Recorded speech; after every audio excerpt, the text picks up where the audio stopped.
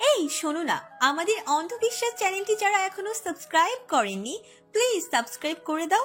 আর অল্প কিছু সাবস্ক্রাইবার হলে 1,00,000 পরিবার হবে। সবাই প্লিজ সাবস্ক্রাইব এবং বেশি বেশি শেয়ার করে দাও প্লিজ। শালা, তোর কি কর্মচারী কম আছে নাকি কায়ুম? অ্যাম্বুলেন্স কায়ুমকেই কেন লাগবে? মনে মনে এ কথা বলেও মুখে বলতে পারেনি সে। রিশাদের কথা মতো ঠিকানায় গিয়ে ইভানকে হাসপাতালে নিয়ে এলো। মেহুইশের মা সঙ্গে যেতে চাইলেও তাকে নিষেধ করেছে রিশাদ। আর কালকের মধ্যেই মেহুইশের নামে দেওয়া বাড়িটিতে পৌঁছে দিতে বলা হয়েছে তাদের। সে বাড়ির ঠিকানা কেউ যেন না জানে, এমনকি মাইমুনাও না। চোখ বেঁধে নিয়ে যাবে তাদের। নিঃশ্বাস ঝরছে তপ্ত দুঃখ, দু চোখের পাতায় অনাকাঙ্ক্ষিত যাতনা।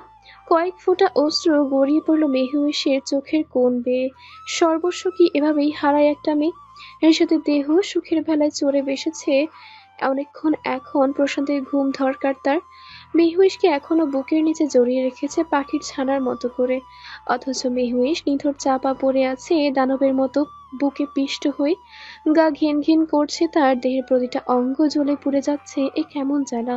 স্বামীর স্পর্শ এতটাও ঘৃণ্য হয় বুঝি কোনো নারীর কাছে, নাকি তার মনে ইভানের ছায়া রিশাদকে এতটা ঘৃণিত করে দিচ্ছে? দলা পাকিয়ে কান্নারা আটকে রইল গলায়। ফুপিয়ে ফুপিয়ে কান্না এবার দমক নিয়ে বেরিয়ে আসতে চাইছে ভেতর থেকে। শরীর কেঁপে কেঁপে উঠছে, যা টের পাচ্ছে রিশাদ। কিন্তু এই মুহূর্তে সিম্পাতি দেওয়ার কোনো ইচ্ছে তার নেই। নগদ দিনমোহরে বিয়ে করা বউ, তার স্ত্রী থেকে যতটুকু প্রাপ্য ছিল স্বামী হিসেবে ততটুকু নিয়েছে, এতে কান্নার কি আছে? যত সব ন্যাকামি। এমনটাই মনে হচ্ছে রিশাদের। সে ধমকে উঠল কান্না বন্ধ করতে। উপায়ন্তর না পেয়ে মেহুইশ তাদের ঠোঁট চেপে কান্না আটকাতে চেষ্টা করলো। এটা এক দৈত্যপুরী। এখানে কেউ কাউকে বোঝে না, বুঝতে চায় না। বিয়ে তো হয়েই গেছে, আজ না হয় কাল মেহুইশকে রিশাদকে মেনে নিতেও তার আগে একটু তো সময় দিত। এমন জোর জবরদস্তি করে সে কি অন্যায় করেনি? নাকি স্বামী চাইলে জোর করতে পারে স্ত্রীকে, হোক সেটা দৈহিক কোনো ব্যাপার কিংবা সাংসারিক? আর দৈহিক মিলনটাতে তো শুধু দেহের নয়, মনেরও সায় লাগে। এটা কোনো বুঝলো না রিশাদ। মেহুইশ না হয়ে বেশি পড়াশুনো করেনি, কিন্তু রিশাদ সে তো অনেক পড়াশোনা করেছে। রাইমা বলেছিল শিক্ষিত মানুষ কেন এমন অশিক্ষিতের মতো আচরণ করবে? কাক ঢাকা ভোরে এসির ঠান্ডায় ভীষণ শীত শীত লাগছে রিশাদের। ঘুম ভেঙে গেছে ঠান্ডায়, তাই আধখোলা চোখে বিছানায় তার বাম পাশে তাকালো। মেহুইশ নেই। এত সকালে সে কোথায় গেল? আধখোলা চোখ এবার পুরোপুরি খুলে ফেলেছে যখন, তখনই দেখা গেল বাইরে থেকে ঘরে আসছে মেহুইশ। তার কোলে নির্জন খেলছে, খিলখিল করে হাসছে। সকালটা ঝলমল করে উঠল রিশাদের চোখের সামনে। মেহুইশকে সে ঠিকঠাক খেয়াল করেছে কালই। হঠাৎ মনে হলো মেয়েটা একেবারে ছোট নয়। নির্জনকে নিয়ে যেভাবে হাঁটছে দেখে বোঝার উপায় নেই নির্জনের মা সে নয়। কিন্তু মেয়েটা থাকবে তো, সুযোগ পেলে পালিয়ে যাবে না তো? না, পালিয়ে আর যাবেই বা কোথায়? এক চিলতে হাসি রিশাদের ঠোঁটের কোণে ঘেঁষে ভেসে উঠল। শহর জুড়ে রিশাদ রায়হানের রাজত্ব। নীলিমাও তো পালিয়েছিল, কতটুকু পেরেছে যেতে। আহ, সোনালি রোদ মাখা মিষ্টি সকালটা নীলিমার নামে তিক্ত হয়ে গেল। তারপরই মনে পড়ল আরেক তিক্ত ব্যক্তির কথা, ইভান। একে এবার দেখতে হবে। আড়মোড়া ভেঙে বিছানায় ছাড়ল রিশাদ। মেহুইশ দেখেও দেখল না যেন তাকে। নির্জন তার ছোট্ট পালঙ্কে শুয়ে বিছানাটাকে গুছিয়ে নিল সে। এত ভোরে জেগে ওঠা থাকার অভ্যাস তার ছিল না কখনো। মায়ের কত বকুনি খেয়ে ফজরটা আদায় করেই আবার শুয়ে পড়তো। কিন্তু আজ আর তেমন হচ্ছে না। মন খারাপ করে সে তার মতো করে আজ কাজ করছে। আজও হয়তো খবর পাবে না মা ভাইয়ের। সকালের নাশতায় ডাইনিংয়ে মেহুইশ আর রিশাদ ছাড়া কেউ ছিল না। একজন মেড খাবার সার্ভ করতে আসলে রিশাদ তাকে পাঠিয়ে দিল। মেহুইশকে বলল সে যেন সার্ভ করে।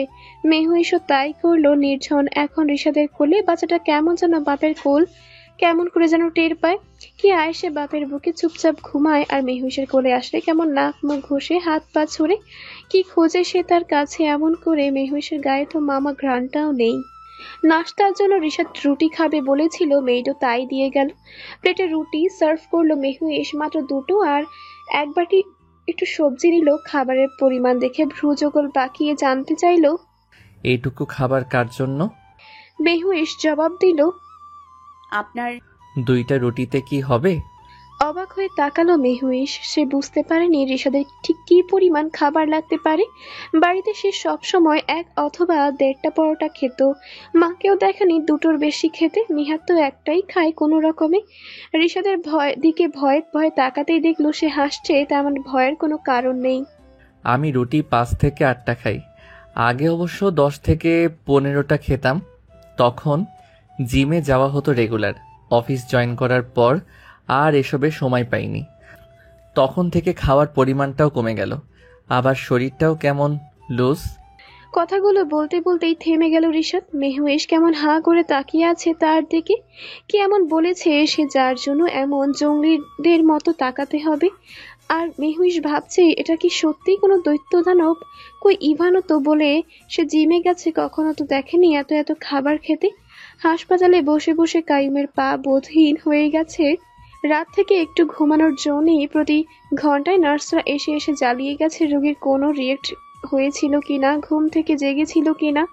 অসহ্যকর এক যন্ত্রণা এ রিশাদকে দেওয়ার জন্য দুনিয়ার সব থেকে জঘন্যতম গালিটাই মুখে আসে কাইমের, কিন্তু এতে করে যথাযথ শান্তি মেলে না তার। সকালে নাস্তা করে আবার বসেছে ইভানের বেডের পাশে, তখনই রিশাদ উপস্থিত হয় সেখানে। ঠোঁট কুঁচকে আছে তার সাথে কপালটাও। বিরক্তি যেন সব সময়কার মতো বাসা বেঁধেছে তার ওই সুকুমার মুখটাকে। এখন কি অবস্থা এর? ইভানের দিকে ইশারা করে প্রশ্ন করলো রিশাদ। আর বিপদ কেটে গেছে। ডাক্তার বলেছে বিকালের মধ্যে চলে যেতে পারবে, তবে রক্ত প্রচুর গেছে, খাওয়াতে হবে খুব ওই আনার দুধ। কাইয়ুম কথা শেষ করার আগে রিশাদ তাকে থামিয়ে দিল। পকেট থেকে কিছু টাকা বের করে কাইয়ুমকে দিল। তুমি নাস্তা করে চলে যাও। আর হ্যাঁ, বিকেলে আরেকবার আসবে এবং কিছু কাজ করবে। সে কাজের খবর যেন কেউ না জানে, আর না এই ছেলের খবর। কাইয়ুম টাকা নিয়ে সত্যি চুপচাপ চলে গেল। তার আপাতত থানায় গিয়ে ঘুম দেওয়া ছাড়া কোনো কাজ নেই। আবার সন্ধ্যা কি কাজ বলবে কে জানে। আর রিশাদের কাজ মানে আলাদা রকম এক প্যারা। কাইয়ুম চলে যেতে রিশাদ আবার ডাক্তারকে খুঁজলো যে ইভানের ট্রিটমেন্ট করছে। নার্স জানালো রাতের ডাক্তার সকালে চলে গেছে, এখন অন্য কেউ চেক আপ করবে, সম্ভবত মহিলা কোনো ডাক্তার। রিশাদ অপেক্ষা করলো সে ডাক্তারের, এবং ভীষণ রকম এক চমকও পেল। সে ডাক্তার তারই প্রাক্তন স্ত্রী নীলিমার আত্মীয়া। রিশাদ মেয়েটিকে আগেও কয়েকবার দেখেছিল। মেয়েটি অবাক রিশাদকে দেখে, তবে লজ্জিত বেশি অবাকের চেয়ে। নীলিমা যা করেছে তা সত্যিই লজ্জাজনক তার পরিবারের কাছে, আর মেয়েটিও হয়তো আত্মীয় বলে লজ্জা পাচ্ছে। মেয়েটির চোখ মুখে সংকোচ বুঝতে পেরে রিশাদই আগে কথা বলল। কেমন আছেন? জি ভালো, আপনি? আলহামদুলিল্লাহ, খুবই ভালো আছি। আপনার ছেলেটা? খারাপ থাকার কথা নাকি? না না, ভুল বুঝবেন না প্লিজ। আচ্ছা, ভুল বুঝছি না। আমার ছেলে ভালো আছে তার মায়ের কাছে। এই কথায় যেন চমকালো মেয়েটা। নীলিমা? না তো, নীলিমা আবার কে? আমার স্ত্রী মেবিশ রায়হান। যাই হোক, পরিবার পরিচিতির জন্য আসিনি আমি। এখানে আমার এক রোগী আছে, তার সম্পর্কে জানার ছিল। কি অবস্থা এখন? জি, কি নাম রোগীর? ইভান। ওহ, একটু আগে আমি তার রিপোর্ট চেক করেছি। হাতের একটা শিরা কেটেছে, ভোর রাতে নাকি অপারেশন হয়ে গেছে। ভাগ্য ভালো, আর একটা শিরায় আঁচড় লেগেছে, কাটেনি। আর কতক্ষণ হাসপাতালে রাখতে হবে তাকে? কতক্ষণ না, বলুন কদিন? 2-3 দিন রাখা জরুরি। নির্দিষ্ট সময় চেক আপ চলবে, আর ড্রেসিংয়েরও ব্যাপার আছে। মেয়েটা থামতে রিশাদ ধপ করে সামনে থাকা চেয়ারটায় বসে পড়লো। সে চাইছে যত দ্রুত সম্ভব ইভানকে শহর ছাড়া করতে। সে বসা থেকে উঠে ডাক্তারের কেবিন ছেড়ে রিসেপশনে গেল। খুব শীঘ্রই সে টাকা ঠেলে ইভানকে সরিয়ে নিল হাসপাতাল থেকে, আর ডাক্তার হিসেবে নীলিমার সেই কাজিনকেই রাখা হলো। হাসপাতাল কর্তৃপক্ষ টাকার পরিমাণেই সব রিশাদের মন মতো করে দিল। দুপুর গড়াতেই ইভানের পরিবার খবর জানালো। তারও রিশাদের ঠিক করা জায়গায় গিয়ে ইভানকে দেখতে পেল। আপাতত রিশাদের এক ভাবনা দূর হলো। বিকেলে কাইয়ুমকে তার কাজ বুঝিয়ে ইভান রিলেটেড দ্বিতীয় কাজটিও শেষ করবে। তারপরে মোটামুটি রিল্যাক্স হওয়ার মতো একটা সুযোগ পাবে। একটা ট্যুর মোড ফ্রেশ করবে, সাথে মেহুইশের পরিবর্তন। ভাবনাগুলো যেদিক মোড় নিচ্ছে, কাজগুলো সেভাবে এগুলোই হবে। নতুন নতুন কাপড়ের ভিড়ে মেহুইশ বুঝে উঠতে পারছে না কোন জামাগুলো বাড়িতে পরবে। এত এত কাপড় কি একসাথে সব বাসায় পরা সম্ভব? এখন না হয় 4টা রেখে বাকিগুলো তুলে রাখবে, কোথাও বেড়াতে গেলে পরা যাবে। সন্ধ্যা সন্ধ্যা হয়ে এসেছে বাইরে, এখন কাপড় গুছিয়ে আগে নির্জনকে খাওয়াতে হবে। খাওয়ার সময় হয়ে গেছে তার, তাই দ্রুত হাত চালাচ্ছিল কাপড় গুছাতে। কানে এলো রিশাদের কথা, যা সে নির্জনের সাথে বলছে। আমরা আজকে বেড়াতে যাব বাবা, তুমি কোন ড্রেসটা পরবে বলো তো? রিশাদ এমন করে কথাগুলো বলছিল যেন সে নিজেই 3-4 বছর বয়সী কোনো বাচ্চা। মেহমিশের সে কথা কানে আসতেই হাসি পেয়েছে, আবার ভাবছে এইটুকুনি তো পুচকু, এর আবার কোন ড্রেস। এই মেবিস, সুন্দর করে সেজে গুজে তৈরি হও তো, আমরা এখন বেড়াতে যাব।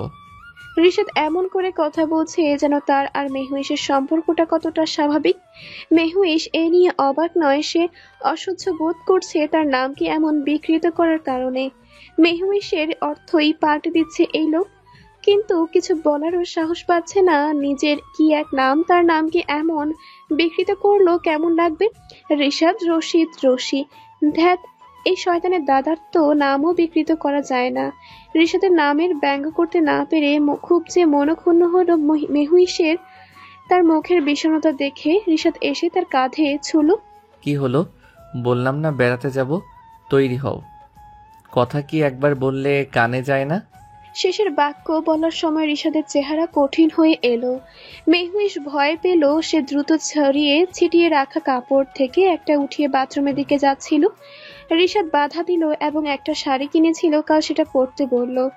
এখানে আর কথা বলার জো নেই ভেবে মেহমিশ সেই শাড়ির পুরো সেট উঠিয়ে বাথরুমে ঢুকলো। শাড়ি পরা হয়ে গেলে আর বাথরুম থেকে বের হতে পারল না সে। এ কেমন ব্লাউজ, স্লিভলেস পোশাক সে জীবনে পরেনি, আর এই শাড়ি তো ছি।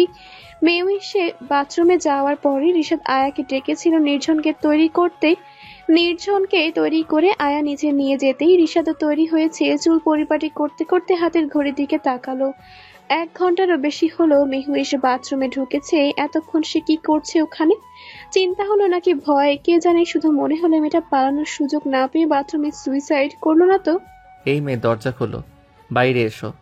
রিশাদের ডাকে সাড়া দিল না মেহুইশ। রিশাদ দরজায় ঠক ঠক করে শব্দ করলো, তবুও নিঃশব্দ ওপাশ। এবার ভয়ই শুরু হলো রিশাদের, যেন সে অস্থির হয়ে ডাকতে লাগলো। মেবিস, এই মেবিস, এতক্ষণ ধরে বাথরুমে কি করো? দরজা খোলো জলদি। এই মেয়ে, why don't you come out damn, open the door fast. দরজা খোলো বলছি। কি হলো, শুনতে পাও না? ভয় থেকে এবার রাগ চড়াও হলো। মনে হলো বাথরুমের দরজার চাবিও আছে, ভেতর থেকে লক হয়ে গেলে ওটা ওই চাবির মাধ্যমে খোলা সম্ভব। চট করে চাবি নিয়ে বাথরুমের দরজা খুলেই রিশাদ তৎক্ষণাৎ ড্রাইমাল আর অন্য কাজের লোকেরও চিৎকার শুনে দোতলায় উঠে এসেছে, কিন্তু কেউ ঘরে ঢোকার সাহস করেনি। বাথরুমের দরজা খুলতে রিশাদের রাগের গতি দ্বিগুণ হারে বেড়ে গেল। চুপচাপ শাড়ি পেঁচিয়ে দাঁড়িয়ে আছে মেহুইশ। কোথাও কোনো সুইসাইড করার মতো সরঞ্জাম চোখে পড়ল না রিশাদের। বিষম ক্রোধে প্রশ্ন করলো, এত যে ডাকলাম, জবাব দিসনি কেন? মেহুইশ নিরুত্তর। তাই রিশাদ আবারও প্রশ্ন করলো, তৈরি তো হয়েছিসই, তবু বের হচ্ছিলি না কেন? ধমকে উঠল রিশাদ।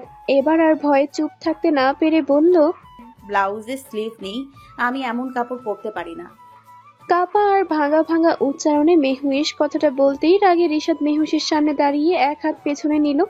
মেহুইশের পিঠের উপর থাকা ব্লাউজের কাপড়টা খুব জোরে টেনে ছিঁড়ে সে সোজা বাথরুম থেকে বেরিয়ে গেল। আর মেহুইশ রিশাদের কাজে ভয় ভুলে অবাক হয়ে তাকিয়ে রইল। মেহুইশ জড়সড় হয়ে বসে আছে রিশাদের পাশে, তার কোলে নির্জন ঘুমোচ্ছে। রিশাদ ড্রাইভ করছে, রাগে তার মুখ এখনো থমথমে। চোয়াল শক্ত হয়ে যেন দাঁতগুলো তার মুখের ভেতরটা ভেঙে চুরমার করে দিচ্ছে। বাড়ি থেকে প্রায় 20 মিনিটের রাস্তা অতিক্রম করতেই বাড়ি বাঁক নিল মেইন রোড ছেড়ে। মেহুইশের কৌতূহল হলো অনেক হচ্ছে, কিন্তু জিজ্ঞেস করার সাহস হচ্ছে না তারা যাচ্ছে কোথায়। একটা গলি পেরিয়ে সুন্দর একটি গেটের সামনে এসে হর্ন দিতেই ভেতর থেকে দারোয়ান গেট খুলে দিল। গাড়ি ভেতরে গিয়ে থামতেই নির্জন জেগে গেল। মেহুইশ আশ্চর্য হলো, এতটুকু বাচ্চাও কি টের পেল গাড়ি থেমেছে। রিশাদ নামলো।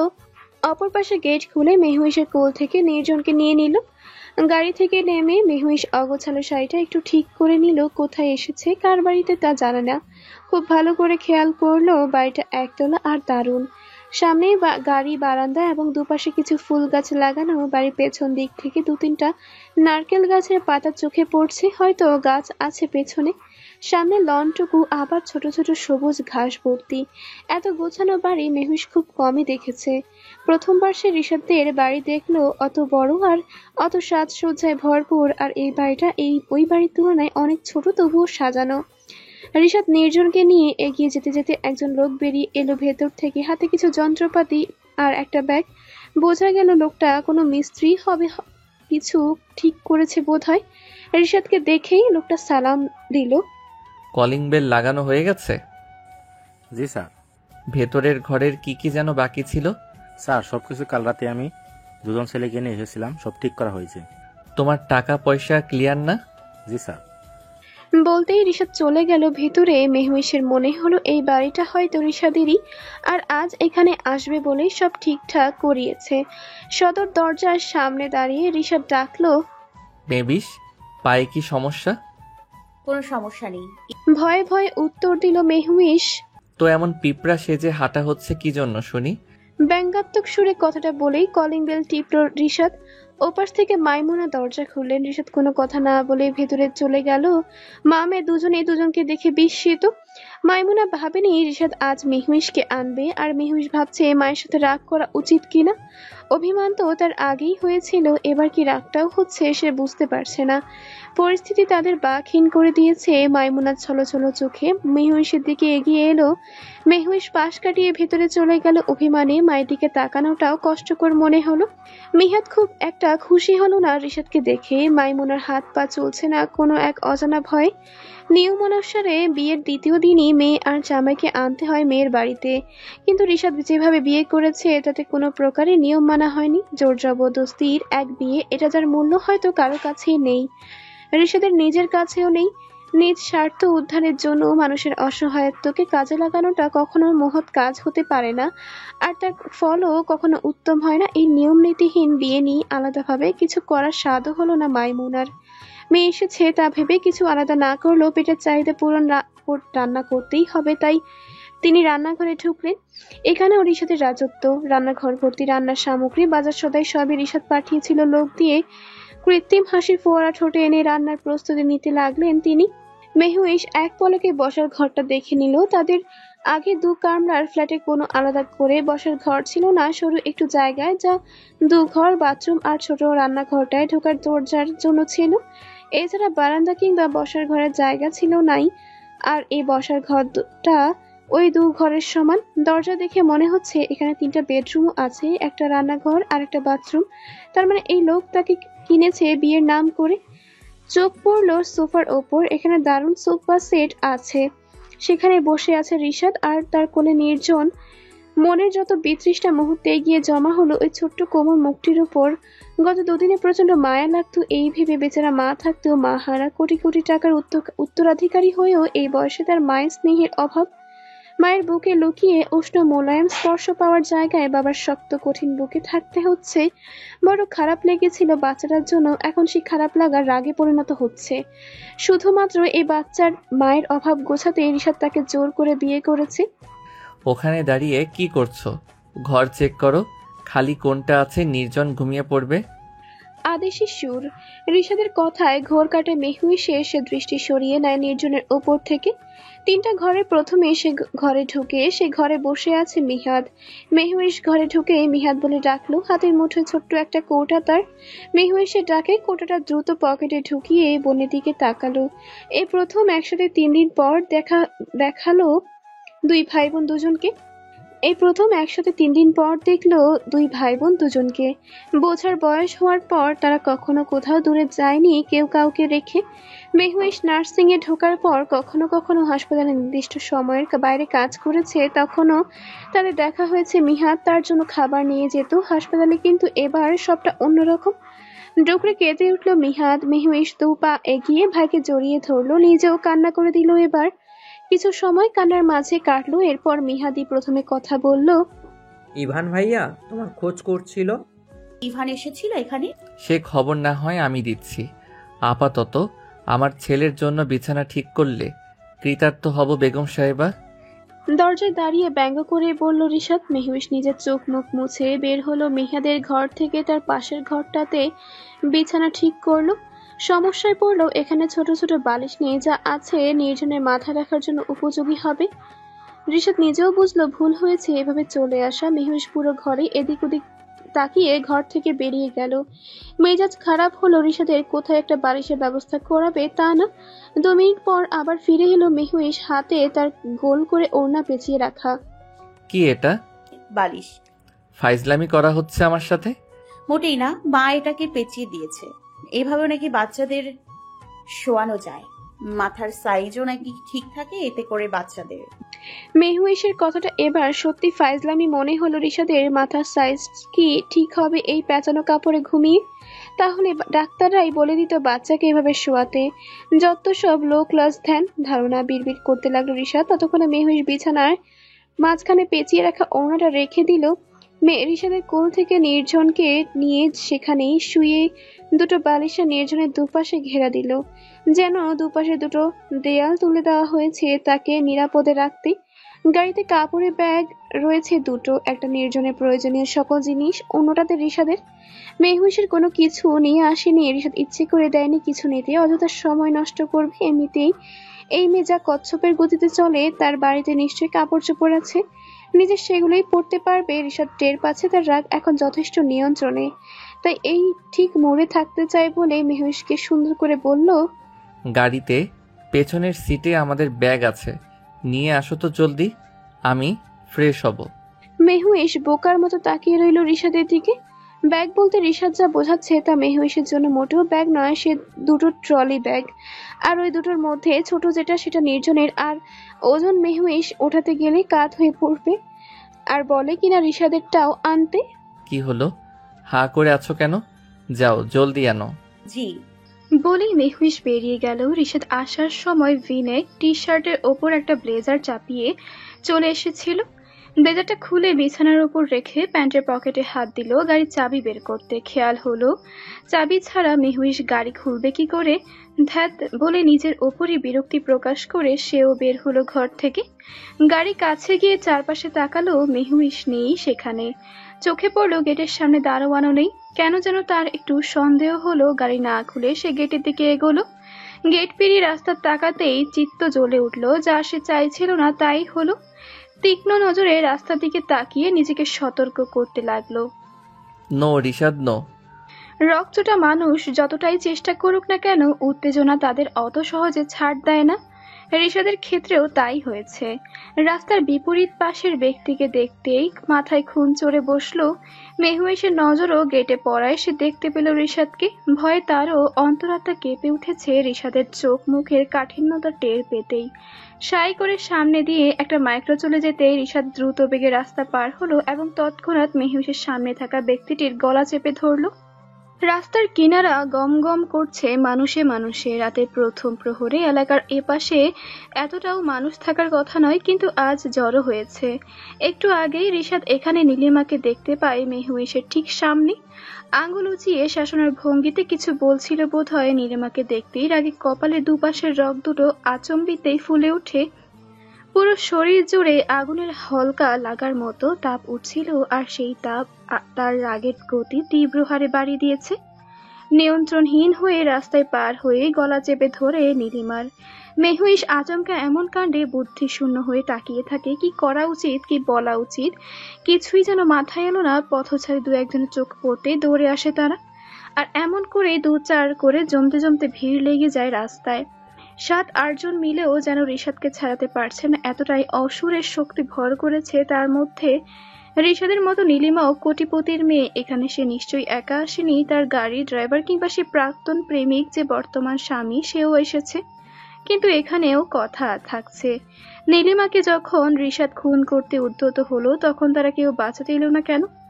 রিশাদের মাথায় এত ভাবনা এলো না। শুধু ভাবছে নীলিমা লোক লাগিয়েছে তার পেছনে, নয়তো কি করে জানলো এখানে মেহুইশ আছে বা মেহুইশকে?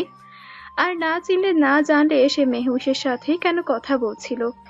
পাবলিক যখন নীলিমাকে ছাড়িয়ে নিল, তখন রিশাদ গর্জে উঠে কিছু অকথ্য শব্দে গালি দিল নীলিমাকে। সেই গালির শব্দে মেহুইশের দুটো কানে যেন ঝাঁঝা করে উঠল। উপস্থিত বাকিরা কেউ কেউ বুঝে গেল নীলিমা আর রিশাদের মধ্যকার সম্পর্ক কি হতে পারে, আর কেউ কেউ ধারণা করলো রিশাদ একদমই জানোয়ার। নীলিমা রিশাদের হাত থেকে ছাড়া পেতেই উল্টো দিকে হাঁটতে লাগলো, হয়তো ওদিকেই তার গাড়ি রাখা আছে। ভিড়ও আস্তে আস্তে কমে গেল। মেহুইশ রিশাদের দিকে তাকালো ভালো করে। নিয়ন বাতির হলদে আলোয় উস্কো খুস্কো চুল, ছেঁড়া শার্ট, শেভ করা গালের চামড়া ভেদ করে যেন হাড় বেরিয়ে আসবে। কি ভয়ঙ্কর লাগছে এই লোকটাকে, এতটা ভয়ঙ্কর কাল রাতেও লেগেছিল বিয়ের রাতেও, যখন তার গালে পরপর কয়েকটা চড় মেরেছিল। রূপকথার গল্পের রাক্ষসের রূপ কি এমনই ছিল? থরথর করে কাঁপছে মেহুইশের হাত দুটি। ভীষণ ভয় লাগছে এখন তার রিশাদকে দেখে। টানা হেঁচড়াতে কারো হাতের আঘাত লেগেছে রিশাদের ঠোঁটের কিনারায়, সেখানটাতে রক্ত জমাট বাঁধছে একটু একটু করে। হঠাৎ করে মেহুইশ মাথাটা ঘুরে পড়ে গেল রাস্তায়। রাত 2:20। খচখচ শব্দটা তীরের মতো কানে বিঁধতেই পিট পিট করে চোখ খুলল মেহুইশ। ঘরে টিমটিমে আলো জ্বলছে। চোখ ঘুরিয়ে এপাশ ওপাশ তাকাতেই চোখে পড়লো তার ডান দিকে বাচ্চাটা ঘুমিয়ে আছে। কি মায়াবী আর কত কোমল লাগছে মুখখানি এমনি দু আলোতেই। বাচ্চা বলেই হয়তো এতটা সৌন্দর্য তার এইটুকু মুখশ্রীতে ভর করে আছে। শব্দটা এবার আরো জোরালো হতে সে কান চেপে ধরে অস্ফুট আর্তনাদ করলো। ঘরে আলো জ্বলে উঠল। রিশাদ সুইচের পাশেই ছিল। খচখচ শব্দটা তার লাগেজের চেইন লাগানোর জন্যই এমন ভাবে আসছিল। চেইনটা হয়তো জ্যামড, তাই ঠিকঠাক লাগাতে পারছে না। আর একটু ভালো করে তাকাতেই মেহুইশের চোখ ছানা পড়া। ফ্লোরে ছড়িয়ে আছে তার কিছু কাপড় চোপড়। এসব কাপড় সে হাসপাতালে চাকরি পাওয়ার পর কিনেছিল। বেড়াতে যাওয়ার সুযোগ না হলেও কিনে রেখেছিল, কখনো সুযোগ হলে খুব সেজে গুজে বের হবে।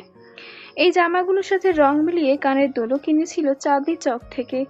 ইভান কত শখ করে একজোড়া ঝুমকাও দিয়েছিল একটা জামার সাথে মিলিয়ে। ইভান নামটা আবার বুকের খাঁচায় খুঁচিয়ে দিল। মানুষটা কোথায়? কল্পনা, আর আরাম করা শেষ হলে এদিকে এসো। রিশাদের কথায় কল্পনারা ভয়ে পালিয়ে গেল। রাস্তায় যখন জ্ঞান হারিয়ে লুটিয়ে পড়েছিল মেহুইশ, তখন রিশাদ তাকে পাজাকুলা করে ঘরে এনে শুইয়ে দিয়েছে। ডাক্তারও ডাকা হয়েছে, জ্ঞানও ফিরেছিল। কিছুই ঠিকঠাক মনে পড়ছে না মেহুইশের।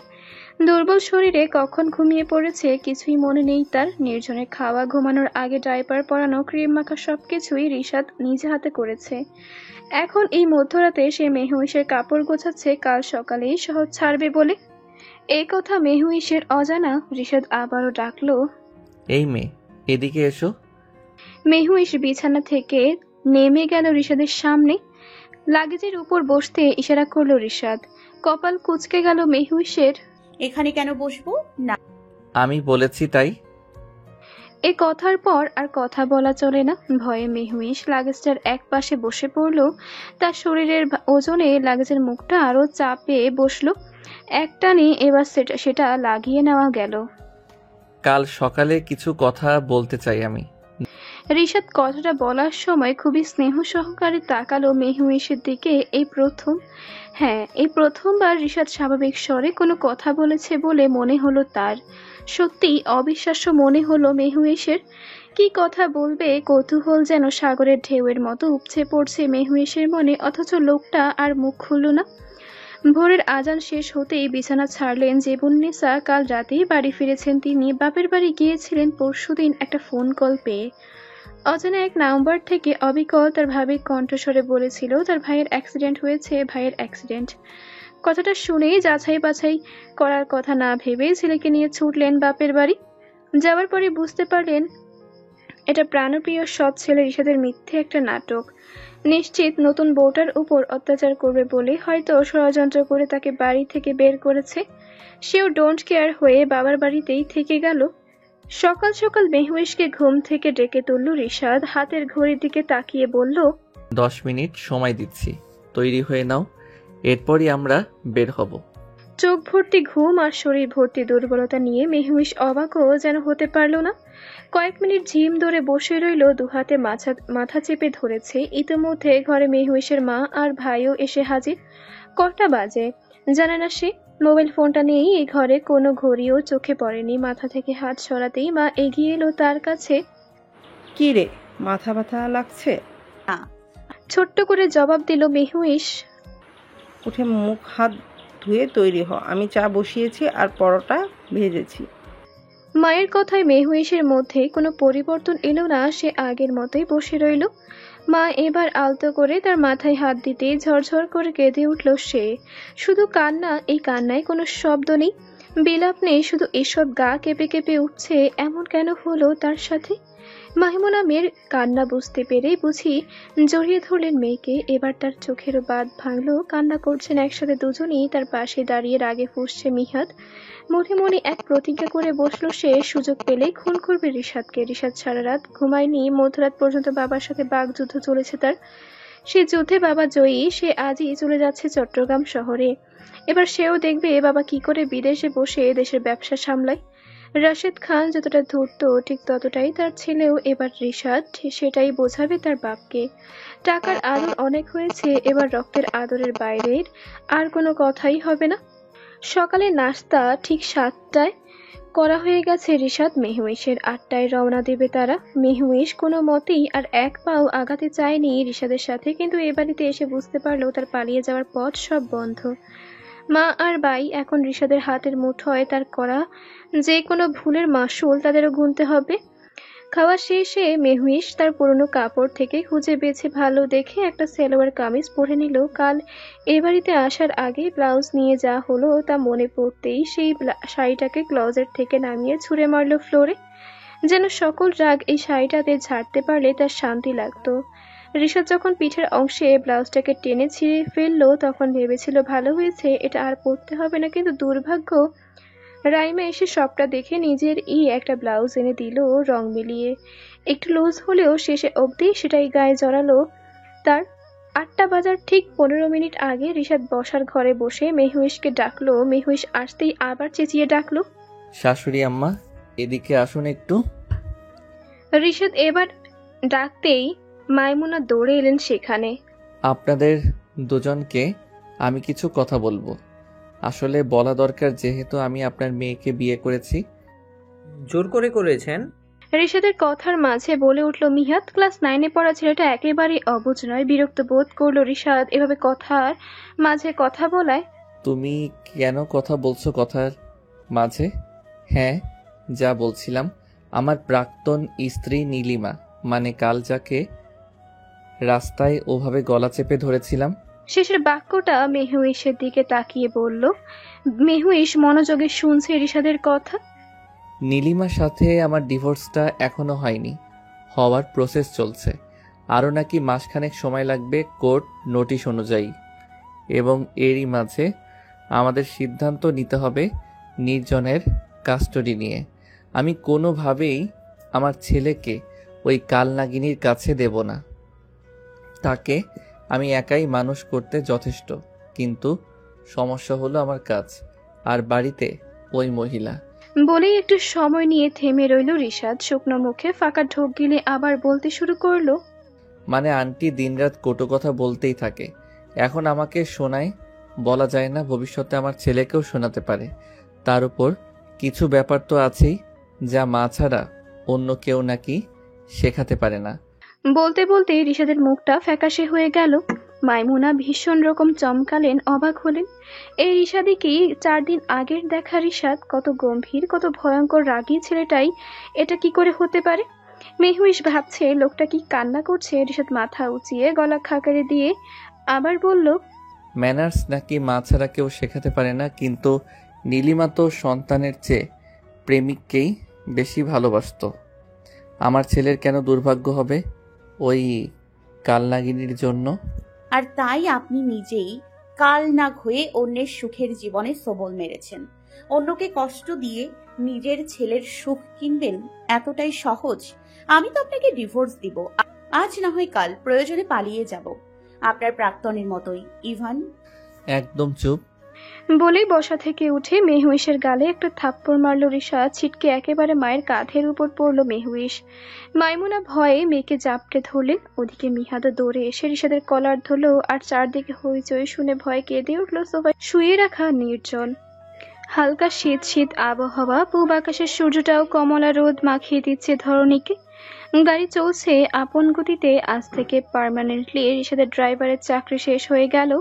ঢাকার অফিসিয়াল প্রতিটি কাজকে সে বিনা রেজিগনেশনেই ছেড়ে দিল। মনটা এই প্রথম তার মায়ের জন্য বিক্ষিপ্ত হলো। মা মারা গেছে সেই কবে। স্মৃতিতে মায়ের চেহারাটাও ঠিকঠাক মনে নেই। যেদিন থেকে খালা এলো মা হিসেবে তাদের বাড়িতে, সেদিন থেকে খালাটাও বদলে গেল। মায়ের আদরের প্রিয় খালাটাকে সেই থেকে অপ্রিয় মনে হতে লাগলো। দিন গেল, মাস গেল, বাবার সাথে খালার রোজ রোজ বিশ্রী কিসব প্রেম নিয়ে, বাবার অভিযোগ আর খালার ব্যর্থ চিৎকার। ধীরে ধীরে একাকিত্ব সঙ্গী হয়ে গেল ছোট্ট রিশাদের। অর্থবিত্ত আর ক্ষমতায় সব পাওয়ার যায় বাবার বোঝানো, এই কথাটাকে কাজে লাগিয়ে মাকে খুঁজতে চাইল সে বহুবার। মেলেনি তার মা এই ভুলোকে।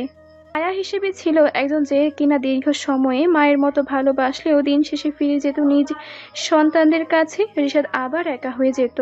খালা এসে আদর কম, যত্ন বেশি, আর বাবার প্রতি থাকা ক্ষোভে বাঁকা কোথাও ছুটতে লাগলো। দেখতে দেখতে রাইমা হলো রিশাদের। মনে হলো এই বুঝি তার একাকিত্ব গুছে গেল, কিন্তু না। বোন হতে বাবার ভালোবাসা সম্পূর্ণ বদলে গেল। বাবার চোখের মনে রাইমা একাই বাবার সুখের চাবি হয়ে রইল।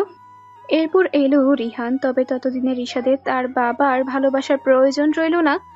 রিহান হলো সেও বেচারা কপাল পোড়া রিশাদের মতোই। বাবার যেন মেয়ে, সব ছেলেরা কিছুই না। রাগের কারণে রিহান তার মায়ের কাছেও অপ্রিয়। রিশাদের চেয়েও ভিন্ন নয় রিহানের কপালের লিখনও।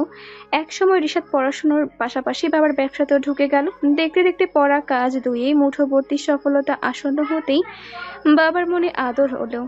রিশাদের সুখের জন্য বিয়ে করালো নিজের মতোই আরেক কোটিপতির মেয়েকে। বিনিময়ে অর্থে অর্থে সম্পর্ক হলো ঠিকই, শুধু মনের সাথে মনের সম্পর্ক হলো না। বিয়ের রাতে নীলিমা জানালো এই বিয়ে সে টিকিয়ে রাখবে না। ভয়ঙ্কর রকম রাগী রিশাদ সেদিন সদ্য বিয়ে করা বউয়ের মুখে এমন কথা শুনে একটু রাগ করেনি, বরং সময়ের অপেক্ষা করেছে। নিশ্চয়ই একসময় মেয়েটা পুরনো প্রেমিককে ভুলে তার মায়ায় জড়াবে, কিন্তু না, তেমন কিছু হয়নি। উল্টো প্রেমিকের কাছে কোনো একদিন আঘাত পেয়ে রিশাদকে আঁকড়ে নিয়েছিল নিজের মাঝে। রিশাদ ভেবেছিল সম্পর্কটা বুঝি এবার মোড় নিবে তার দিকেই।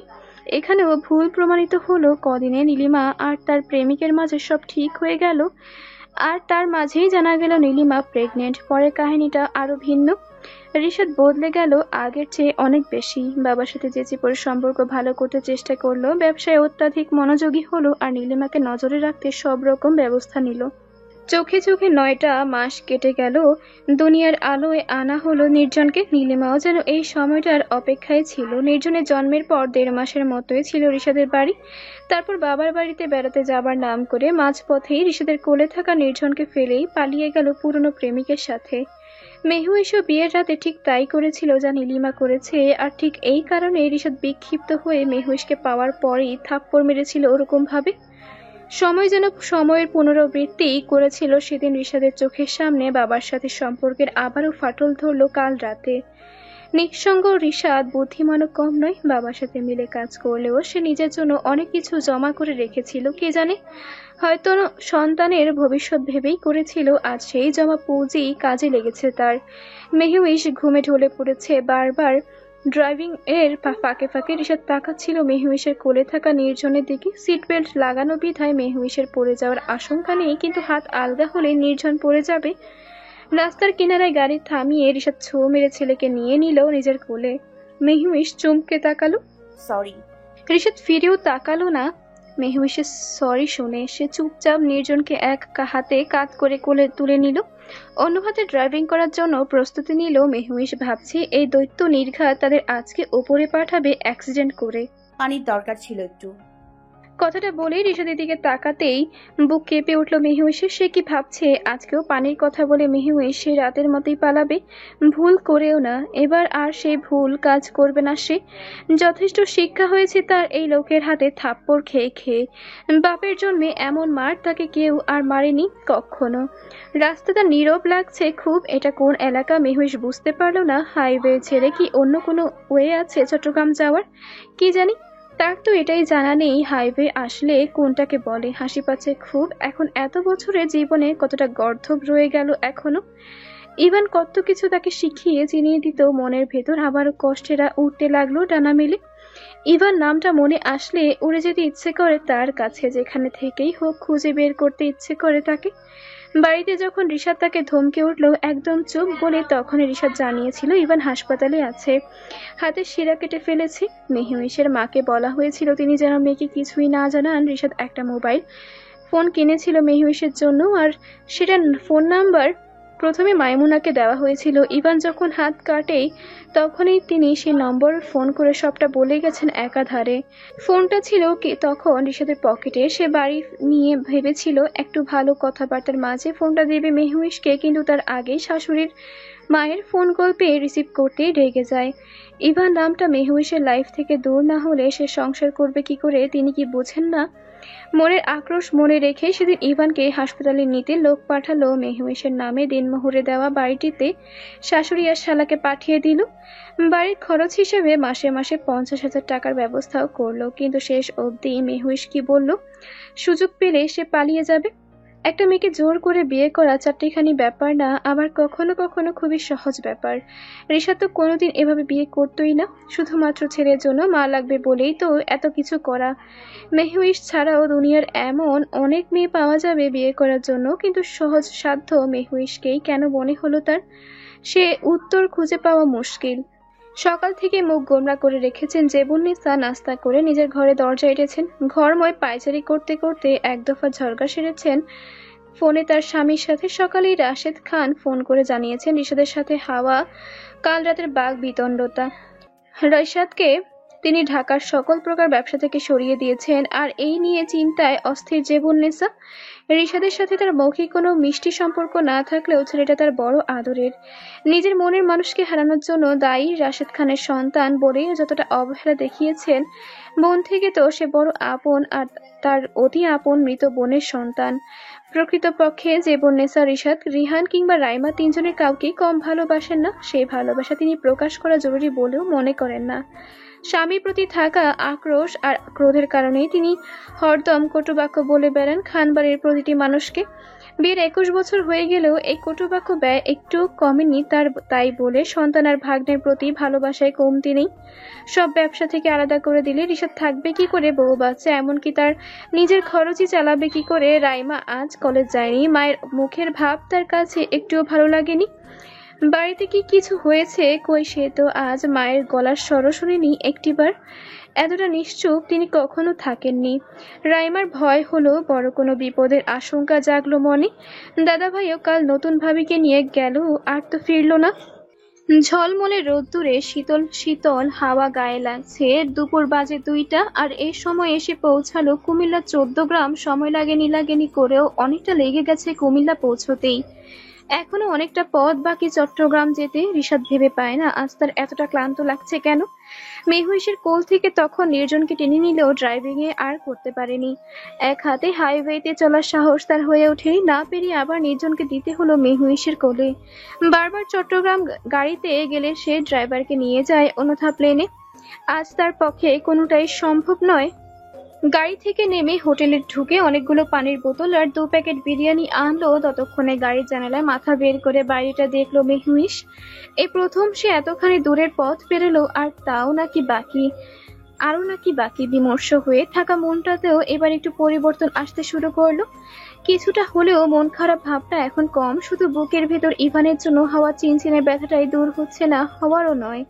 হয়তো একটা জীবন এই ব্যথা নিয়ে কাটাতে হবে। রিশাদ তো গাড়িতে ওঠার পরেই মোবাইল ফোনটা দিয়েছিল। ইভানের নাম্বারে কি একটাবার কল করবে ভেবে কিছুই ঠিক করতে পারে না সে। কোলে থাকা বাচ্চাটার মুখ দেখে তার একটা মায়া কাজ করে না, শুধু মনে হয় এই বাচ্চাটা একটা আপদ বই কিছুই না। গোধূলি কমলা রঙে রঙিন হয়ে পশ্চিমে পাড়ি জমিয়েছিল অনেক আগেই। পথে অন্ধকার, সড়কবাতির আলো তো কখনো আসা যাওয়া করা গাড়ির হেডলাইটের আলো সাই করে পেছনে চলে যাচ্ছে। থালার মতো এক মস্ত চাঁদ খোলা আকাশে ঝলমলিয়ে হাসছে। হাত দুটো ব্যথায় অবশ হয়ে আসছে মেহউইশের। সারাটা দিন একটা 3 মাসের বাচ্চাকে কোলে নিয়ে বসে থাকা তার জীবনে এটাই প্রথম। হাসপাতালে বাচ্চাদের ওয়ার্ডে সে কাজ করেনি কখনো, তবুও একটু একটু নিয়েছিল কোলে। কিন্তু এভাবে সারাদিন আত্মীয় স্বজনও তেমন ছিল না, তাই অভিজ্ঞতার ছিটেফোঁটাও নেই তার। যে পথ 8 ঘন্টায় শেষ করা যেত তা 10 ঘন্টার বেশি লাগছে তাদের। পথির মধ্যে গাড়ি থামিয়ে থামিয়ে নির্জনকে খাওয়ানো, আবার সে টয়লেট করায় ডাইপার চেঞ্জ করা, নির্জনকে সাফ করার কাজটাও রিশাদ নিজ হাতেই করেছে। মেহুইশ অবাক হয়ে শুধুই তাকিয়েছিল, একটা ছেলে এতটা দক্ষ হাতে সন্তানের যত্ন করতে পারে, সেও কিনা প্রথম সন্তান। মেহুইশ মেয়ে হয়েও এতখানি যত্ন কি করতে পারবে? কখনোই না।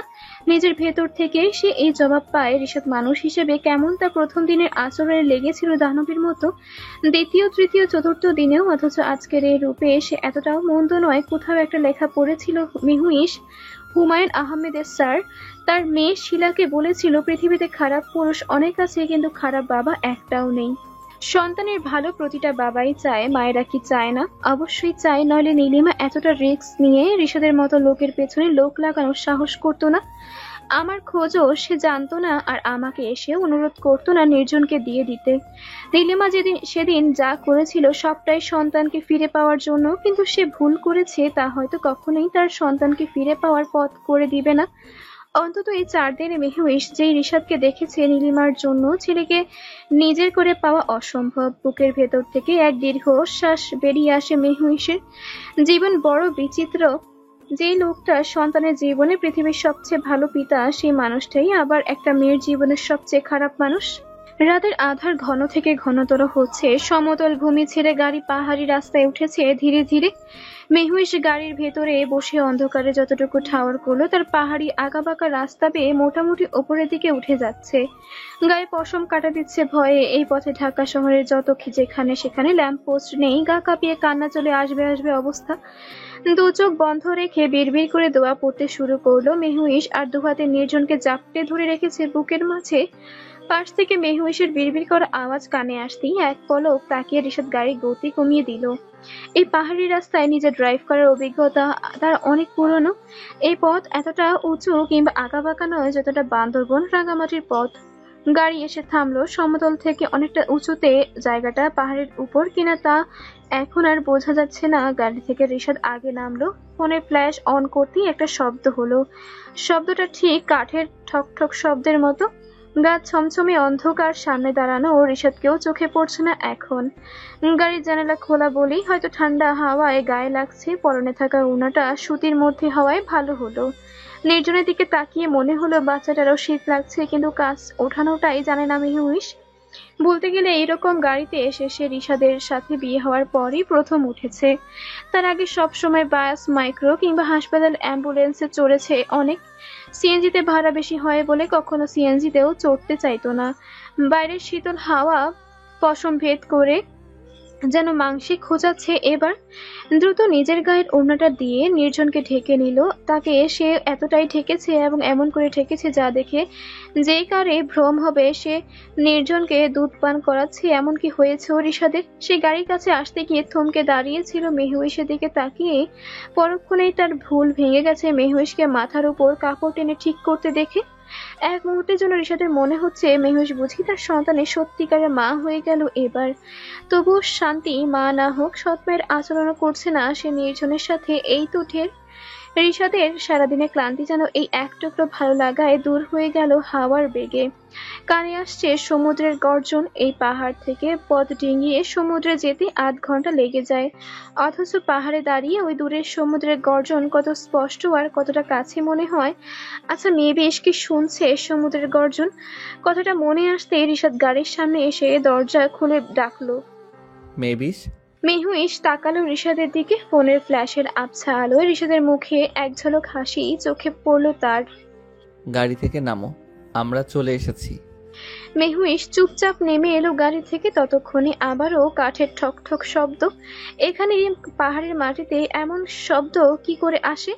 কয়েক সেকেন্ড পরে সে রহস্যের জাল ভাঙতে সক্ষম হলো। একজন মধ্যবয়স্ক মহিলা হাতে একটা লাঠিতে ভর দিয়ে সে এগিয়ে আসছে। পায়ে ব্যথা পেয়ে তিনি আজকে লাঠি নিয়ে হাঁটছেন। রিশাদ গাড়ি থেকে নির্জনের ব্যাগটা আগে বের করলো এবং সেটা নিয়ে মেহুইশকে বলল, চলো। মহিলা রিশাদকে জিজ্ঞেস করলো, এই মেয়ে কে? তোমার বৌমা নীলিমা? মহিলাটি প্রশ্ন করলেন।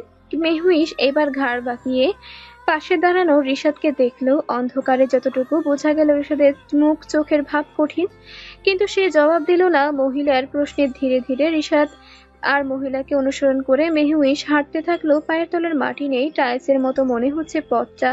পথেও কি টাইলস বসানো হয় জানা নেই মেহুইশের, তবে তারা একটা কাঠের গেট দিয়ে যতখানি সরু পথ পেরোলো পুরোটাই এমন টাইলসওয়ালা মনে হলো। এবার বুঝতে পারলো মহিলার হাতের লাঠিটা এই ঠকঠক শব্দ তখন এ পথে হেঁটে যাওয়ার কারণেই হয়েছিল, যেমনটা এখন হচ্ছে। সন্ধ্যের পর থেকে মাইমুনা রিশাদের নম্বরে কল করেছে, দু একবার মেহুইশের নম্বরেও করেছে, একটিবারের জন্য কারো নম্বর কল কানেক্ট হয়নি। চিন্তায় অস্থির মাইমুনার এবার কান্না আটকানো দায় হয়ে পড়েছে। না চাইতেও মাথায় নানা রকম দুশ্চিন্তা ভর করছে তার। সকালে ওরকম রেগে গেল রিশাদ, মেহুইশও কেমন মুখের উপর বলল সে পালিয়ে যাবে। রিশাদের মতো ছেলে পারে না এমন কোনো কাজ নেই তার ধারণা হয়ে গেছে মাইমুনার। যে ছেলে নিজ স্বার্থে মানুষকে কিডন্যাপ করে বিয়ে ব্যবস্থা করতে পারে, এই ছেলের মানসিক সুস্থতা নিয়েও যথেষ্ট সন্দেহ হচ্ছে মাইমুনার। তার মেয়েটাকে এই ভয়ঙ্কর লোকের হাত থেকে ছাড়াবে কি করে সে ভেবে পায় না। রাতের খাবার বেড়েছে তবুও মিহাদ খাচ্ছে না, তারও বোনের চিন্তায় গলা দিয়ে খাবার নামবে না। মা ছেলে বড় আতঙ্কে আছে। সারাটা দিন মেহুইশের কোনো খোঁজ না পেয়ে মনে মনে আল্লাহকে ডাকা ছাড়া তাদের আর কোনো পথও নেই। আত্মীয় স্বজন বলতে মেহুইশের এক মামা ছাড়া কেউ নেই, তার কাছেও সাহায্য চাওয়ার মুখ মাইমুনার নেই। শীতল আবহাওয়ায় যে শীত ছাড়াও কতটা শীতল হয় তা এই পাহাড়ে না আসলে মেহুইশের জানা হতো না। দিনভর গরমে অতিষ্ঠ হয়ে বমি বমি ক্লান্তি নিয়ে গাড়িতে পার করেছিল ভালোই, কিন্তু রিশাদের এই পাহাড়ি বাড়িতে এসে শীতে এখন কাঁপা কাঁপা অবস্থা। আধার ঘেরা পাহাড়ের ওপর এই বাড়িটা বাহির থেকে কেমন তা দেখা হয়নি, কিন্তু বাড়ির ভেতরে ঢুকতে বেশ অবাক হলো সে। কি সুন্দর ঘর, কত সুন্দর পরিপাটি। ইস, টাকা থাকলেই বুঝি এত কিছু করা যায়। রিশাদরা বুঝি টাকা খরচ করার পথ না পেয়ে এতগুলো বাড়ি কিনে বানিয়েছিল। মেহুইশকে একটা ঘরে রেখে রিশাদ আবার বাইরে বেরিয়ে গেল। কানে এলো গাড়ির আওয়াজ, সে হয়তো আবার গেল কোথাও। কিন্তু এই বাড়িটা এতটাও নির্জনে যে এখানে সমুদ্রের ঢেউয়ের আওয়াজও কানে লাগছে। গাছে ভরা এলাকা, তাই হয়তো ঝিঝি পোকার ডাকও শোনা যাচ্ছে। মেহুইশ যে ঘরটায় আছে সে ঘরটাতে খাট অনেক বড়, আবার দেয়ালে একটি আয়নাও আছে। দূরে দাঁড়িয়ে আয়নায় তাকালো, দারুণ লাগছে মেহুইশকে তোকে। স্বগতোক্তি করে উঠল সে। বিয়ে হয়েছে, বাচ্চা আছে, স্বামী আছে, অর্থবিত্ত, আরো কত কি। শুধু ইভান হারিয়ে গেছে। তাচ্ছিলের হাসি উঠে এলো ঠোঁটের ভাঁজে। কোল থেকে নির্জনকে বিছানায় রেখে নিজেও পাশে আধশোয়া হয়ে রইল। ক্লান্তিতে শরীর আজ চলতে চাইছে না একটুও। দু চোখে ক্লান্তি ঘুম হয়ে নামতে চাইছে তার। জীবনে প্রথম লং জার্নি করলো। জীবনটা একটা জার্নি, কখনো একটানা চলছে, কখনো আবার বিরতি দিয়ে। এ জীবনে ক্লান্তি এসে সূর্যের মতোই আবার অস্তমিত প্রায় প্রতিটা দিন, আবার ভোরের মতোই উদীয়মান। এ জার্নি কবে শেষ হবে? মন থেকে আওয়াজ এলো, এ তো সবে শুরু, এই জার্নির শেষ মৃত্যুর পর। পাখির পালকের মতোই পালকে তৈরি এক মোলায়েম কম্বলে পা হতে মাথা অবধি ঢাকা। উষ্ণতা দেহের প্রতিটি পশমের গোড়ায় গোড়ায় উপস্থিত। রাতটা ভীষণ ছোট কেটেছে কি আজ, নাকি মাত্রাতিরিক্ত আরামদায়ক বিছানা পেয়ে ঘুমের সময়টা কম মনে হচ্ছে কে জানে। কাল রাতে পাহাড়ে এসে প্রথমে যে ভয়টা কাজ করেছিল তা হলো এখানকার নিস্তব্ধতা, যা ভোরের আলো ফুটতে ক্রমশ বলতে গিয়ে হই হল্লা শোনা যাচ্ছে। ঘড়িতে সময় কয়টা দেখার সময় নেই, উপায়ও নেই। রাতে রিশাদি নিজের পকেট থেকে ফোনটা বের করে মেহুইশকে দিয়েছিল। মেহুইশও ছুঁয়েও দেখেনি সেটাকে, কিন্তু এখন মনে হচ্ছে ভুল হয়েছে। এই লোকের কাছ থেকে পালানোর পথ নেই, তার চেয়ে ভালো করে বাচ্চা আয়া হয়েই না হয় জীবন কাটিয়ে দেবে। এর বিনিময়ে মা ভাই দুজনেই যদি দারুণ একটা জীবন পায়, তবে এই জীবনই কবুল। শুধু রয়ে যাবে দিন শেষে প্রিয় আরেকটি মানুষের জন্য হাহাকার। থাক, কত মেয়েই তো এই হাহাকার বুকে চেপে বেঁচে আছে দীর্ঘকাল ধরে। আমিও না হয় তাদেরই একজন হব। ভাবনায় ঘুরে বেড়ানোটা আজকাল অভ্যাসে পরিণত হয়েছে মেহুইশের। কাল রাতেও দেয়ালে টাঙানো আয়নায় নিজেকে দেখে কত কি ভেবেছিল। সে ভাবনাকে চুটকি মেরে উড়িয়ে দিয়ে রিশাদ চমৎকারভাবে তাকে নতুন বাড়িতে স্বাগতম জানিয়েছিল। একগুচ্ছ ফুল কোথা থেকে এনে ওই রাত্রিরেই বলেছিল, welcome to your new home Mrs Rishad Rayhan, hope you like your beautiful palace. ধরনটা এমন ছিল বলার জন্য সত্যি কোনো আলিশান মহলে নিয়ে এসেছে সে। আর আন্তরিকতার ছাপ এত গম্ভীর যে মেহুইশের সাথে তার সম্পর্ক জোর জবরদস্তি নয়, ঠিক যেন দীর্ঘ জীবনে প্রেম মাখা কোনো সম্পর্ক। মানুষ এত অভিনয় করে কি করে ভেবে পায় না মেহুইশ। রাতের খাবারে দারুণ এক তরকারি ছিল শুটকি দিয়ে, যা এর আগে মেহুইশ খায়নি কখনো। অবাক করা বিষয়ে কালি খেয়াল করলো সে, রিশাদ বাঙালি খাবার কত তৃপ্তি নিয়ে খায়। কোটিপতি বাবার ছেলেও যে কখনো শুটকি আর গরম ভাতের স্বাদ চেটেপুটে নিতে পারে তা কালই প্রথম জানা হলো তার। আর মোড়া ভেঙে বিছানা ছাড়তেই খেয়াল হলো বিছানায় নির্ঝর নেই। নিজের অজান্তে বুকের ভিতর ভয়ের অনুভূতি জেগে উঠেছে। বাচ্চাটা কোথায় আর রিশাদ কোথায়? খাটের কিনারায় ওড়না পেল, সেটাকে গায়ে জড়িয়ে দ্রুত পায়ে ঘর থেকে বের হলো। দরজা পেরিয়ে লম্বা প্যাসেজের মতো জায়গাটাতে আসতেই কানে আওয়াজ এলো নির্জনের। সে মুখ বাঁকিয়ে একটু একটু আওয়াজ করে খেতে পেলে নরম সুরে কান্না করে। নামের মতোই বাচ্চারা নির্জনতা বজায় রেখেই তার উপস্থিতি, খিদে, মায়ের কমতি সবটাই জানান দেয় সবাইকে। মেহুইশ কয়েকদিনে অনেকটা জেনে গেছে বাচ্চাটাকে। নির্জনের আওয়াজকে অনুসরণ করে প্যাসেজের ডান দিকে এগুতে ভীষণ রকম চমক পেল মেহুইশ। রাতে দেখা মহিলাটি, যাকে সে রাতের বেলায় বৃদ্ধা ভেবেছিল, সে কোনো বৃদ্ধা মহিলা নন। পায়ে হয়তো সমস্যা থাকায় লাঠিতে ভর করে চলেছেন। মহিলাটি বড়জোর 38-39 বছর বয়সী হবে। দেখতেও সুশ্রী, শক্ত সামর্থ্য লাগছে। ধোকা, রাতের আধার কতই না ধোকা দেয়। এই আধার শুধুই তাকে ধোকা দিতে দেয়নি বিয়ের রাতে। ঠোঁটের কোণে বাঁকা হাসি টেনে মেহুইশ মহিলার উদ্দেশ্যে বলল, ওকে এভাবে তেল দিচ্ছেন কেন? ওর বাবা যেই রাগী আপনাকে বকে দেবে দেখলেই। ফ্লোরে মাদুর পেতে তাতে পাতলা কাঁথা বিছিয়ে নির্জনকে শুইয়ে রেখেছেন ভদ্র মহিলা। হাতে তার তিলের তেল, যা নির্জনকে খুব যত্নে মাখিয়ে দিচ্ছেন। মেহুইশের কথা শুনে মহিলা একটুখানি হেসে জবাব দিলেন, রিশাদ দেখে গেছে আমি তেল নিয়ে বসেছি। সে এও জানে এই তেল আমি তার ছেলেকে মাখাবো। সত্যি জি। চমকে যাওয়া গলায় বলল মেহুইশ। তার বিশ্বাস হচ্ছে না এমন টিপটপ হয়ে সারাক্ষণ চলাফেরা করা লোক তার ছেলেকে তেল মালিশ করতে দিচ্ছে। সত্যি আশ্চর্যজনক ঘটনা এটা। গত 5 দিনই আজকে এত উচ্ছল এক সকাল হলো বুঝি তার। এতটাও আনন্দ কিসে লাগলো? রিশাদের সন্তানকে তেল মালিশ করাটাই কি আনন্দকর ব্যাপার? মেহুইশ নিজেই জানে না সে কখন কি করে নিয়ে আনন্দ পাচ্ছে আর কখন বুকে চাপা কষ্ট অনুভব করছে। এই মেয়ে, তুমি মাত্রই ঘুম থেকে উঠেছো তাই না? জি। যাও মুখ হাত ধুয়ে এসো। বেসিন তো দেখেছই নিশ্চয়ই ওপাশে। মেহুইশ যেদিক থেকে এসেছিল সেদিক ইশারা করে বলল, জি। কথায় কথায় এমন জিজি করবে না। ফুপি বলে ডাকবে আমায়। আমি রিশাদ ভাইয়ের আপন চাচাতো বোন। বলতে গেলে বংশের একমাত্র মেয়ে ছিলাম। যাই হোক, যাও রিশাদ আসার আগে মুখ হাত ধুয়ে এসো, একসাথে খাবো সবাই। শেষের দিকে কথাগুলো বলতে গিয়ে মহিলার গলাটা বোধহয় একটু কেঁপে উঠল। মেহুইশের কেমন রহস্যময় মনে হলো মহিলাকে। এই বয়সে কেউ লাঠি ভর করে চলে না। এই মহিলার চলা দেখে জন্মগত বিকলাঙ্গ মনে হয় না। হয়তো কোনো অ্যাক্সিডেন্টে এমন পঙ্গু হয়েছে। লম্বা একটা নিঃশ্বাস ফেলে মাদুরে শুয়ে থাকা নির্জনের গালে আলতো করে হাত বুলিয়ে চলে গেল সে। মুখে হাত দিয়ে ঘরে এসে খাটের কার্নিশে থাকা ফোনটা দেখে তা তুলে নিল হাতে। কন্ট্যাক্টস চেক করে 2টো নাম্বার পাওয়া গেল। একটা মা, অন্যটা রিশাদ লিখে সেভ করা। তার মানে লোকটা নিজেই এই 2টো নাম্বার সেভ করে দিয়েছে। সিম নাম দেখে অ্যাকাউন্ট চেক করতেই আবারও অবাক হলো, 500 টাকার ব্যালেন্স। এত টাকা দিয়ে কি করে মানুষ?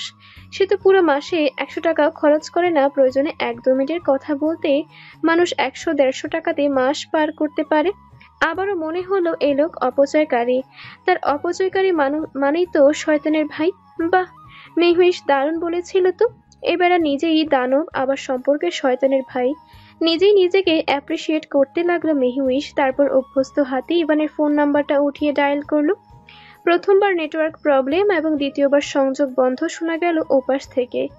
বুকের ভেতর চিনচিনে ব্যথা, আর সেই ব্যথাটা চোখের মনিতে ছলছল করতে লাগলো। 2 চোখের পাতা বুঝে পানিটুকুকে লুকানোর চেষ্টা চালাতেই পেছন থেকে ডাকে শোনা গেল, নাস্তা দিয়েছে ফুপু, খিদে থাকলে আসা হোক। হাতের ফোন বিছানায় ফেলে পেছনে তাকিয়ে আবারও অবাক হতে হলো। এই কোন মানুষের কণ্ঠ শুনল সে? গত 5 দিনে সে এমন কণ্ঠ একটিবারও শোনেনি। এবং অমন কোমল চোখ মুখ এর আগে দেখেনি। রক্ত শীতল করা চাহনি, সে ভুল দেখছে না তো? ফুরফুরে পাহাড়ি হাওয়ায় আর ঝলমলে কাঁচা রঙা রোদ্দুরে হালকা উষ্ণতা, মন প্রাণ জুড়ে যাওয়া এই আবহাওয়ায় খোলা বারান্দায় বসে সকলের নাস্তা। আর কি চাই সুখী মানুষের জীবনে? সবুজ গাছপালা ঘেরা পাহাড়ের ওপর এক টুকরো জমিতে ছোট্ট একটা বাড়ি। বাড়ির পেছন থেকে দিকে ভয়ঙ্কর খাদ। সে বাড়ির সামনের টুকরো টুকরো ফুলের বাগান, পাথুরে রঙা খাঁজ কাটা মোজাইক ঘরের দরজা থেকে সদর দরজা অবধি, কাঠের তৈরি দেয়াল, বাড়ির চারপাশে শিকল টানা কাঠের গেট। কি চমৎকার শুভ্র রাঙা বাড়ি। এই বাড়ি ঠিক যেন স্বপ্নে দেখা প্রাসাদ। নাস্তার টেবিলে 3 জন মানুষ, অথচ টু শব্দটি নেই কারো। বাড়ির ভেতর থেকে এই 3 জন ছাড়াও আরো 2 জন লোক আছে, দুজনেই পাহাড়ি, এখানকার স্থানীয়। আন্তং আর উকাচং 2 ভাই বোন। উকাচং বাংলা বোঝে না তেমন, কিন্তু কাজে পটু হওয়ায় বাঙালি দারোয়ান তাকে ঠিক করেছে। উকাচং এর বয়স 20 কি 22 হবে, কিন্তু খুব কাজের ছেলে। বাজার করা থেকে সব রকম কাজই ও একা করতে পারে। এদিকে তার বড় বোন আন্তং নিজেও এই বাড়িতে আসা যাওয়া করে, প্রয়োজনে অনেক কাজই করে দেয় রিশাদের ফুপুর। আর রাতে এ বাড়িতেই থাকে। বাড়িটা ছোট বলতে এতটাও ছোট নয়, সব মিলিয়ে 3টা বেডরুম আছে, আবার একটা স্টোর রুম, একটা রান্নাঘর, সাথে একটা বাথরুম।